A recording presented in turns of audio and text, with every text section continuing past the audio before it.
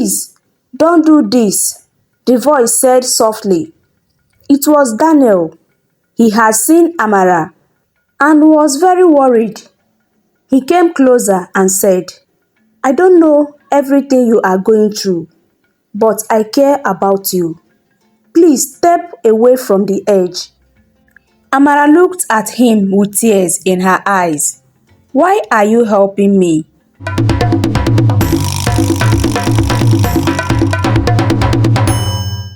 Lagos is a busy city where people go about their daily activities and the cars move from one direction to the other. Suddenly, a dark cloud covered the sky and a heavy rainstorm began. Amara, a 28-year-old Igbo marketing worker, got caught in the rain without an umbrella. She ran to a small bookstore to stand under the roof for shelter. As she stood there, trying to dry off, she still looked very pretty. Her dark hair was wet, but it framed her face nicely, and her navy blue dress looked nice even though it was wet.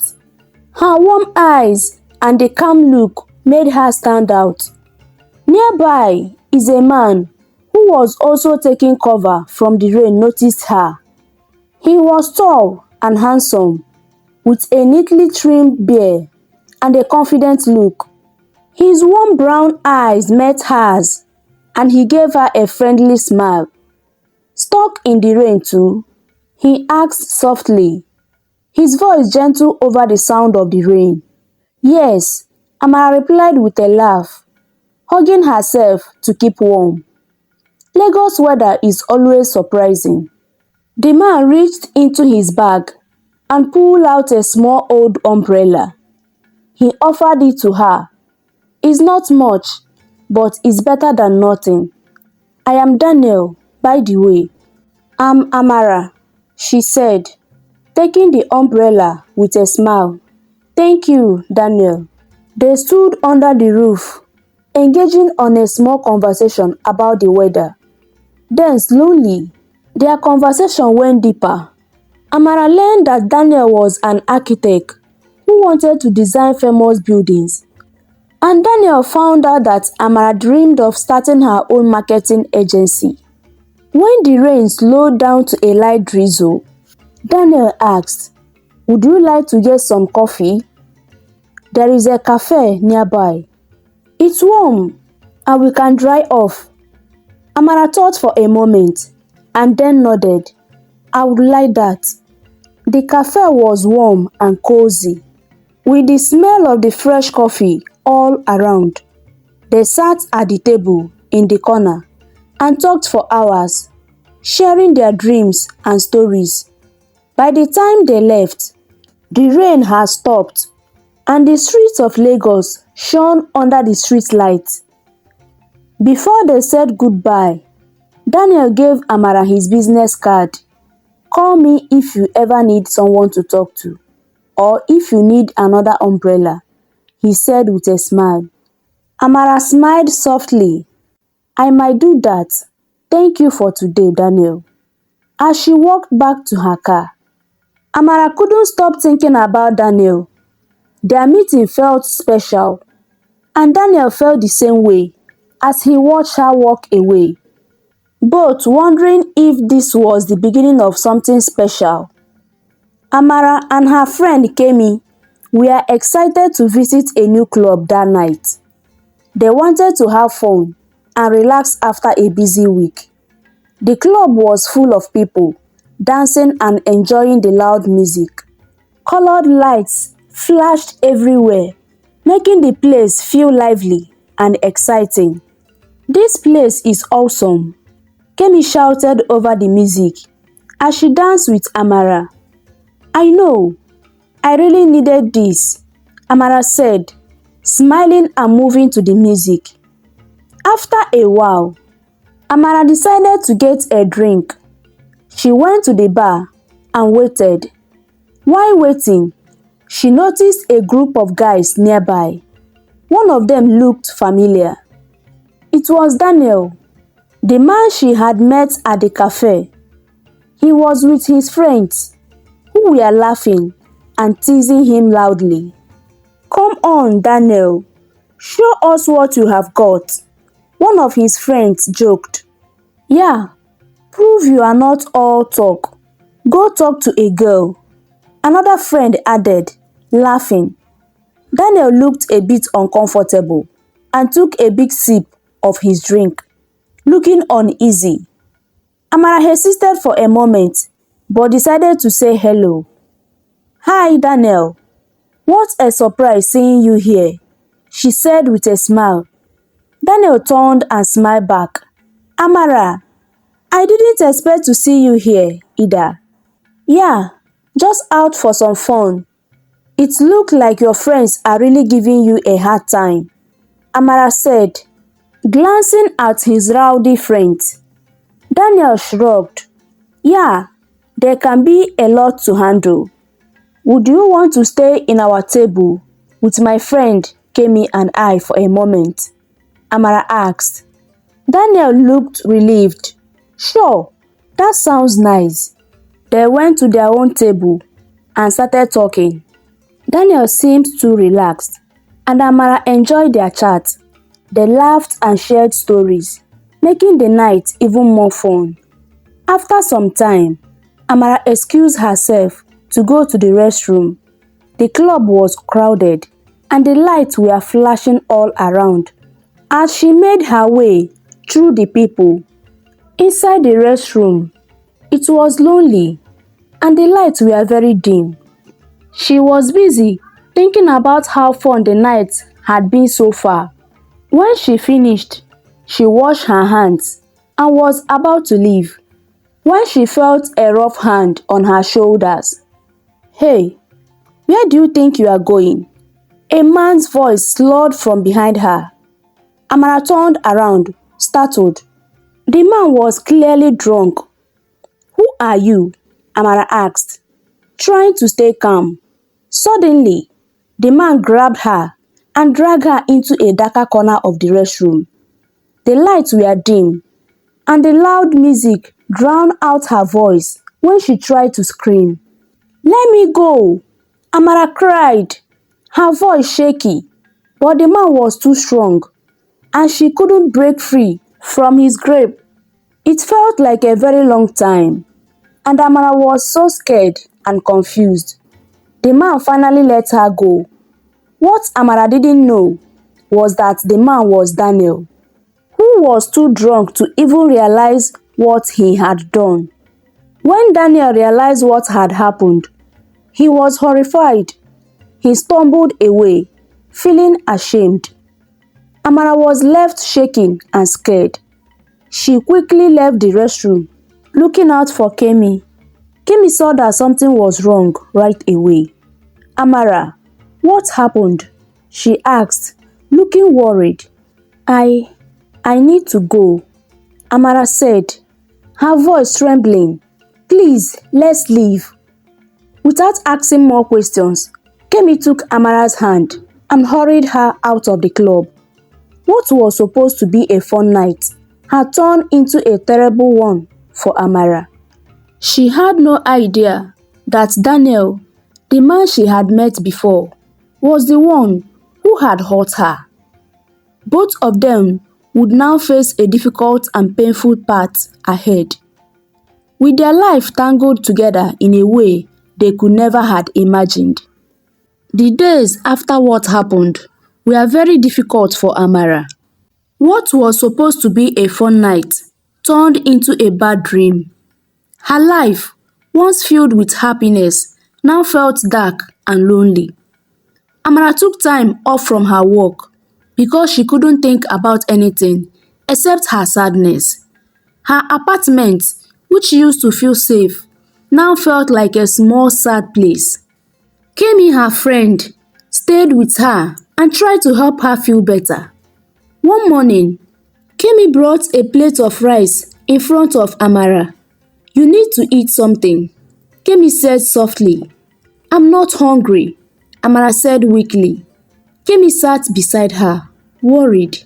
"I know it's hard, but you have to eat something to get stronger. Just try a little bit." Amara Amara's eyes filled with tears.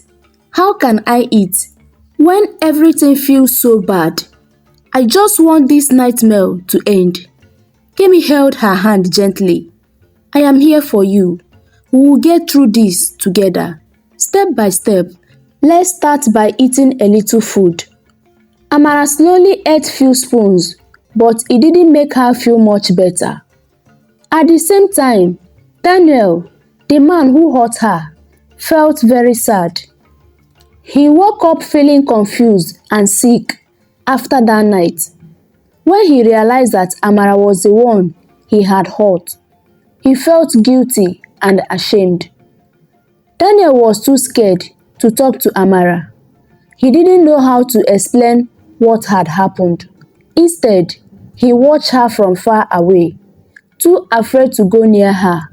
He would drive by her apartment or stand across the street, just hoping to see her.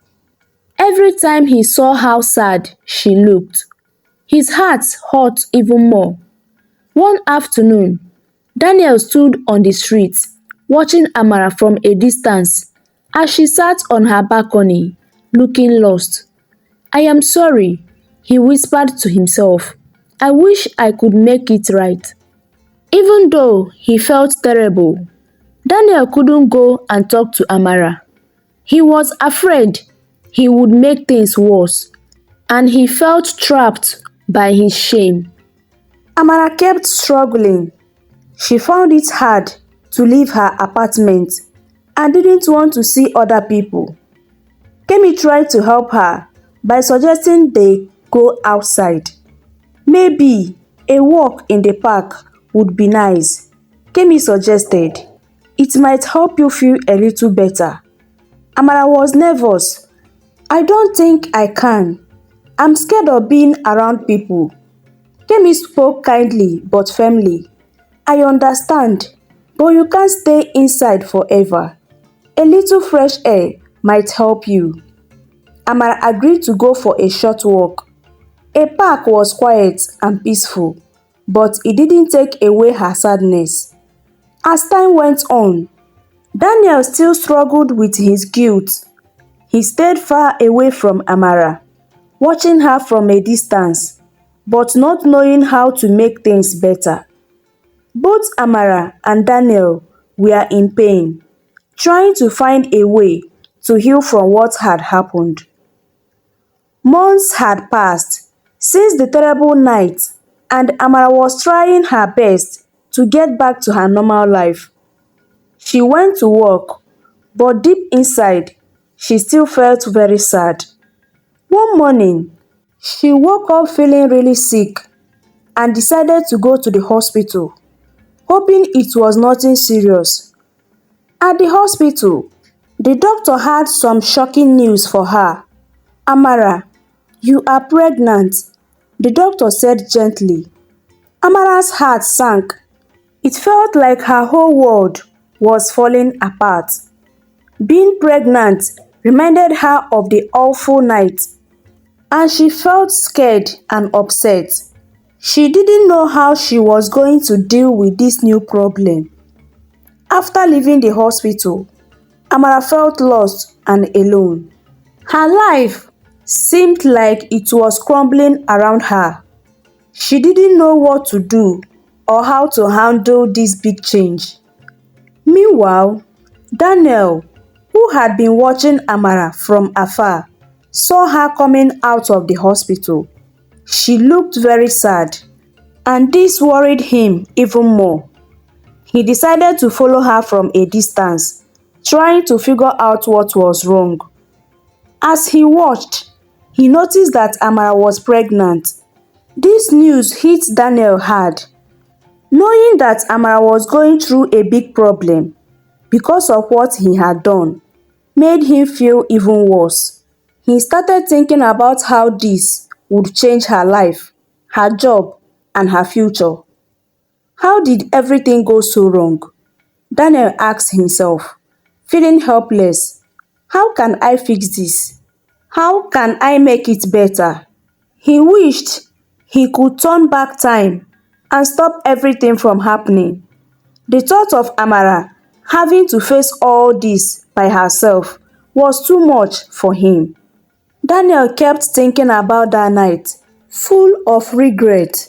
If only I could go back and undo it, he thought, feeling trapped in his guilt. For Amara, being pregnant was a constant reminder of the horrible night. It made her feel even more sad and worried. Daniel kept watching her, feeling sorry but unsure of how to help. He knew he needed to make things right, but he didn't know how. Both Amara and Daniel were struggling with their own feelings, trying to figure out how to heal and move on. The next morning, Amara felt very sad and like she had no hope left. She went to the hospital because she wanted to end her pregnancy. But when she got there, she couldn't do it. The thought of hurting the baby was too much for her. She ran out of the hospital crying. Amara walked around, feeling lost. She found herself at the bridge and thought about jumping into the water below. Just as she was about to jump, she heard a gentle voice behind her. "Please, don't do this," the voice said softly. It was Daniel. He had seen Amara and was very worried. He came closer and said, "I don't know everything you are going through, but I care about you. Please step away from the edge." Amara looked at him with tears in her eyes. "Why are you helping me? You don't even know me," she asked. Daniel said, "I may not know you well, but I can see you are in pain. I want to be your friend and help you." Amara was surprised and felt a little bit of hope. "Thank you," she said quietly. Just then, Kemi, Amara's best friend, ran up. She had been worried and looking for Amara. When she saw Amara with Daniel, she rushed over and hugged her. "Amara," Kemi cried, tears in her eyes. "I was so scared. Please don't ever do this again." Amara hugged Kemi tightly. "I am sorry. I don't know what to do. Everything feels so hard." Kemi said, "You don't have to go through this alone. I am here for you, always. We will get through this together." Daniel saw how much Kemi cared for Amara and felt a little better. He promised to be there for Amara too and help her whenever she needed it. As the sun began to set, Daniel walked through Amara and Kemi back to their apartment. He knew he couldn't change the past, but he hoped he could help make her future a little brighter. Amara now had the support of her best friend and a new friend in Daniel, who both wanted to help her face what was coming next. Few days later, Daniel continued to be a great support for Amara. He had made a promise to himself to care for her and help her through this hard time. Amara decided to quit her job so she could focus on the new challenges in her life. It was a tough choice for her, but she knew it was necessary. Daniel visited Amara and Kemi often. He brought beverages and other items, helped with chores, and spent time talking with them. He treated Amara with kindness and care, almost like he was her husband. One afternoon, Daniel came to their house with a big bag of beverages and a bouquet of flowers. Amara and Kemi were sitting in the living room when he arrived. "Wow, Daniel, you don't have to do all this," Amara said, surprised by the beverages and the flowers. "I just wanted to," Daniel said with a warm smile. "I know you are going through a lot, and I want to make things a little easier for you." Kemi looked at Daniel and said, He's really caring, Amara. He's taking care of you the way a husband would. Amara nodded, still surprised. I have never seen anyone so kind. It means a lot to me. Later that day, as they all sat together, Amara looked at Daniel and asked, Daniel, why have you been so good to me, even after everything that happened? I know you must have your own problems. Daniel thought for a moment and then said, It's because I care about you, Amara. I know I can't change what happened, but I want to help you in any way I can. You have been through so much, and I just want to support you. Amara was touched by his words. But why? You don't owe me anything. Daniel shook his head. I feel responsible for what happened, even though I can't undo it. I want to make things better in a way I can. I hope my actions show you that there is still kindness and care in the world. Kemi added, Daniel, we have never seen anyone so devoted. It's really special. Daniel smiled and said, I'm just doing what feels right. I want to make sure Amara doesn't feel alone. Amara looked at Daniel with a mix of thankfulness and sadness. I don't know what I would have done without you. Your help has given me so much strength. Daniel gently placed a hand on her shoulder. You don't need to worry. I am here for you, and I will stay as long as you need me. As the days passed, Daniel's support never stopped. He helped Amara with her doctor's appointments, gave her emotional support, and always checked on her. His dedication was clear to everyone. Amara and Kemi was amazed at how much Daniel was involved. It felt like he was part of their family, always ready to help or listen. Even though Amara still had many challenges, Daniel's support gave her hope and strength. She didn't feel so alone anymore and started to believe she could face the future. For Daniel, helping Amara was his way of making up for the pain he had caused, and how sorry he was for everything. Even though Amara didn't understand where his kindness was coming from. One day, Daniel was at work when his phone rang. It was Kemi, and she sounded worried. 9 months on, as Daniel was in his office, his phone rang. He glanced on his screen and saw it was Kemi. He quickly picked up the phone. Hello, Kemi, Daniel said gently. Please, where are you? Kemi asked. I'm in the office. Amara is in labor. Daniel's heart started racing. I am coming right away, he said, grabbing his things and rushing out of the office. As he drove to the hospital, Daniel felt nervous. He had just been promoted at work, but all he could think was Amara. Do I deserve good things after all that had happened? He wondered.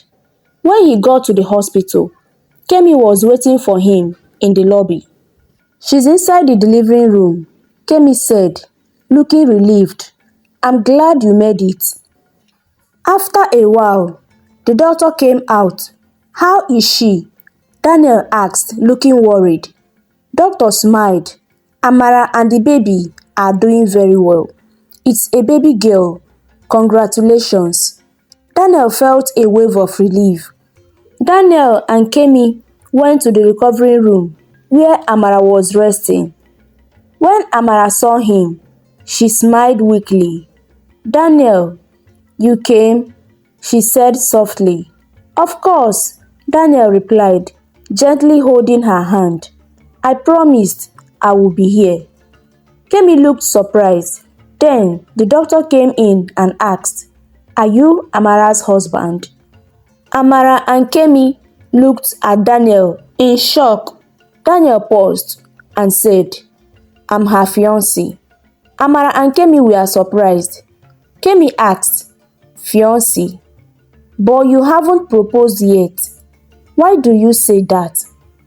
Daniel took a deep breath. "I know it sounds strange. I care a lot about Amara and the baby. I wanted to be here to support them. I haven't proposed yet, but I'm committed to be there for them." Amara looked at Daniel with confusion and emotion. "Daniel, why are you doing all this for me? I am a mother with another man's child. Why do you care so much?" Daniel looked serious. "Amara, I know this is confusing. I feel a strong connection to you and the baby." Amara's eyes filled with tears. "It's hard for me to understand, but your support means so much." Daniel nodded. "I am here because I care about you and want to be part of your life. I want to help and be there for you and the baby." Amara smiled, feeling grateful. "Thank you, Daniel. Your support means everything to me." Daniel stayed by Amara's side, helping her and offering comfort. Even though he hadn't proposed, his actions showed how much he cared. Both Amara and Kemi were thankful for his kindness. The future was still uncertain, but with Daniel's help and Amara's strength, they were ready to face whatever that came next together.